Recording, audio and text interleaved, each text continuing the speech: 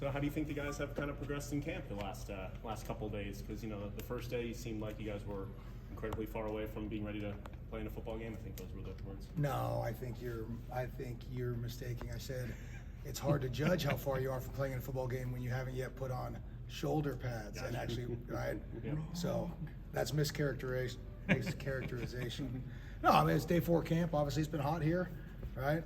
So guys are getting acclimated to the weather. Obviously, you get to put on pads after 2 days, right? You go full pads next as the next progression, and so it takes a little time to get your body in condition for that, right? Football shape is different than meeting a running test, on report day at camp. It just is. Every football player knows that. So I've appreciated the effort we're given. All right, I think we try to be physical. By all means, we do have a long way to go. We got a lot of ways to improve, but that's probably every team in America right now after day 4. You've got, I know you love competition in camp or spring practice, whenever it is. You love guys pushing each other. And I know it's still early in camp. It seems like that back and forth competition at Sam linebacker between JP and John has continued in the early stages of camp, and both those guys pushing each other. Yeah, those guys come out to work, right? They've done a nice job. Obviously, replacing Tyrus Wheat and obviously all the different hats he wore in our defense the last couple of years is going to be a challenge. But they've certainly come to work, right? And we're throwing everything at them. The thing to keep in mind too is they're not just battling each other for that job. They're battling the defensive ends for, are we better off in an odd defense, or are we better off in an even defense, right? I mean, you gotta get your best 11 players on the field. So if we can get 4 D linemen who give us more than playing with a Sam linebacker, all right, that's on the table too. Speaking of competition, I mean, those guys in the secondary, losing a couple of them headlined by Forbes. What do you think of kind of that group so far through a couple of days, and what are you expecting to see from them? Yeah, first couple of days, obviously you don't have pass rush, right? Because you can't hit and really rush back. So I was pretty nervous, right? I mean, we got to replace a lot of snaps back there between Forbes and all the amazing things he did, right? But really, I probably didn't sing their praises enough. Colin Duncan and Jalen Green at the safety position. Jackie Matthews. We lost all three safeties who played probably the majority of the reps. You got Sean coming back, but he's played a bunch of reps too, so that's good to have some veteran presence there. But yeah, we are inexperienced in the back end, and that is extremely concerning as a coach. You don't sleep very well at night if you're a secondary coach, or myself right now, because fast way to lose a game is big plays, explosive plays through the air, right? And so we are having to develop some experience and quality of play in a hurry, because teams are better at throwing and catching the football than ever before in the history of football right now. Right? It's getting aired out and spread out all over the field. So we got a young secondary who's going to get challenged early and often. What kind of advice would you kind of give guys like that, that are, if you're worried about it and wanting them to be, ready in a short period of time? Is there any kind of advice or anything like that you give them? I take your D-line, I take your pass rush out to dinner every now and then, right? Make sure they're ready to go, because that's probably your best friend as a secondary guy, is a good pass rush. Sticking on the lines of competition with wide receivers who are maybe borderline starter, borderline backup guys, what are you looking for them to sort of maybe break through that starting wall and crack the starting? Yeah, well, I think our offensive coaches obviously do a good job of knowing what every guy's strength is, right? And so you can kind of individualize certain plays or schemes for them, Some guys are better point of attack, right, and create movement in the run game. Other guys maybe more backside cutoff. Some guys give you more in certain areas of the pass game than others, right? And so, obviously competition, if you got a well-rounded guy, it makes it great, right? We got a couple well-rounded guys, but everyone's got their strengths and weaknesses, and so we're figuring out that. And I would repeat the same thing that I said about the same linebackers. All those tight ends are under the same challenge. Well, they're competing with either the 4th receiver or maybe a second running back in the game, right? I mean, if you're best with 4 wideouts on the game going 10 personnel, you're going to do that. If you're best in 20 personnel and putting a second running back, right, you can run all those same run schemes with another running back and get to the same pass concepts. So that's the challenge in front of all of us as coaches right now. You're 4 days in, you can't make final decisions about who your best 11 are, but every day you get a little bit more info and a little bit more film to make that evaluation. We're trying to figure out who the best personnel is on the field to give us the best chance to win. Along those lines, at wide receiver, Freddie Roberson got here last month, and obviously he's played a lot of college snaps, but how is he adapting to this level so far? Oh, he's doing good. Yeah, I mean, he's doing well. I had a little bit of a You know, I think he got stepped on his toe or something yesterday that I think probably most guys would have happily took today off, and he ran out there and said, "No, coach, I'm going." So you certainly appreciate that. You like tough guys in a receiver room. I think our wideout group's done a good job in general of running routes hard, getting out of their breaks, and then obviously trying to be a factor in the blocking in the run game too. So that's been good. What's it like to have been having Jaden Wally back? He's been around a long time. His leadership, his seeing probably every coverage you could see. Just talk about his. Yeah, like I said, he's done a good job. It seems like every rep I've seen him in, it seems like he's given everything he's got on that particular play, which is easy for some guys to start to sacrifice that effort a little bit at this point in camp, right? It's been hot, it's humid, you're tired, your body's sore.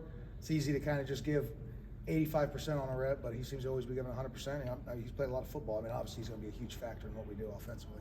You obviously have the strong ties to the 3-3-5, but you've mentioned a lot even today about maybe playing some four-man front and things like that, and Coach Turner's talked about that too. When did that become kind of a strong topic of conversation for y'all and defensively? Oh, I've talked about that every year I've been here. As if it's the best option, we'll do it. Now we've happened to have Tyrus Wheat the last couple of years, and so it's played to our strengths to have three linebackers on the field. I didn't get the chance to be here in 2018, but I guarantee you I would have been a four down guy that year if I had those D linemen. So yeah. Speaking of that too, the linebackers. I mean, you've been a big part too of building that group and a lot of talented guys that are a little bit younger. I mean, what's your thoughts on the guys underneath the Bookies and Jet Johnsons and JP and guys like that? I think they have a great opportunity to look at the guys who are older than them who are playing the majority of snaps and see what it takes physically, mentally, everything to get yourself prepared to play at this level and in this league. Physically what you have to do, you gotta be big enough, you gotta be strong enough, you gotta be fast enough, and then if you're a linebacker, you're involved in the front, you're involved in the coverage, obviously all the different blitz packages. All right, so that takes a lot of preparation, a lot of stuff just outside the practice field. And right now, those guys have an opportunity to learn from two vets who can mentor them and show them exactly what needs to be done. It's just whether they decide to take that opportunity or not. When you talk about those day-to-day adjustments from what you see on film and in practice each day, with how you process that as a coach, has that changed compared from when you were a defensive coordinator to head coach, or is this sort of the same, I guess, strategy thing? Well, I'm involved on the defensive talk still some. So, I mean, some of this stuff is schematic, right? We talk, the offense ran this play and it torched us, right? We got to find a way to account for that. That's kind of normal, everyday, just football, X and O's. Obviously, now I have to evaluate how we look as a team, right? Are we getting enough reps? Did we maybe push them a little too far? And it looks like our quality of work's, dropped off a little bit. So, you have to make those decisions, obviously, too. So I'm doing more of that now than I did the last couple of years, right? Someone else got to make those decisions. But, yeah, it's exciting. It's fun to do. How are you and the staff Spivey? How are you and the staff right now divvying up the snaps, getting your veterans the work, but also developing the new guys as well at this stage of camp? Yeah, the meat and potatoes of practices, and you're kind of you're too deep, and obviously those top level 3 guys who are going to be part of the rotation, right? So, and then some days we cut the vets out of here a little early, and then keep the younger guys for development. Obviously, you can structure walkthroughs where you get more time with the young guys, so we kind of do that. Kind of how Spivey kind of fit in so far with the offense and everything. No, Spivey's done good. Like, he's one of them guys, right? He's obviously big enough and strong enough to do some things for you, blocking wise, right? And yet he's got enough athleticism to run some routes, and obviously really good blocking out on the perimeter for screens. You throw a screen out to Tulu, and you got Spivey covering up a DB. That's a pretty good guy who's 6'5", covering up most teams' nickels or safeties are anywhere probably 5'11" to 6'1" type bodies in there, right? So you have a size advantage there in the blocking, so that's been good. He's played in a ton of big games. I mean, national championship game. I mean, so he kind of knows. Some people would characterize it as that, yeah. He's played massive games in his career, so he knows what it takes to get there. Like, is that something that could pay dividends for this team, and how kind of big do you think that could be? A guy that's had that experience. I think age and experience always pays dividends, right? I mean, you do not want to be running out with a whole bunch of true freshmen and redshirt freshmen playing a whole bunch of snaps for you. That's a recipe for disaster. I can't speak to college basketball, right? It's probably a different formula there. I know about the Fab Five, but I never heard about the Fab 11 in college football, right? That's not a. You want age and experience in guys who have been through it, because physical maturity matters a lot. It matters in basketball too. Basketball coaches don't take it against me, Coach Jans, but right. Closer you get to the line of scrimmage, the more physical, age, experience, all of that matters. Manuel Forbes come out, plays a true freshman at the corner, right? It's physical out there to a degree, but not nearly as physical as lining up as a freshman D lineman when you got 650 pounds double teaming you, right? So that was a long-winded answer, but yeah, I would prefer to be older and more experienced. Finally get a chance to get Isaac Smith out there. You ain't capping this, Brandon. Finally get a chance. Can I ask a question? Okay. Last one. You finally get a chance to see Isaac Smith out there, miss the spring, obviously. I mean, how is he kind of taking that transition from working in the pit every day during the spring and in the weight room to getting out there on the practice field? He's done a very good job of approaching it. I mean, the guy's a worker, right? It's fun to see out there. I mean, I anticipate he's going to have to play snaps for us, right? Either in special teams, on defense. I mean, it is why we recruited him. But it's kind of follow-up to that last little rant I just went on, right? Isaac, I mean, he was Mr. Football, I think, in his classification, right, here in the state. Mm-hmm.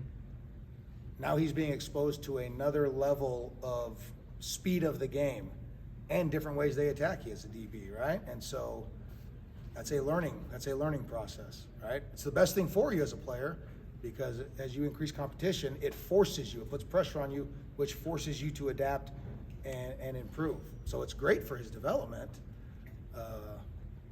I worry that he may be out there and that route might be running by, future first-round draft pick, and a lot of times the best teacher in life is failure, right? And certainly as a DB. So, I mean, that's part of it too now. There's going to be some growing pains with some of these young guys.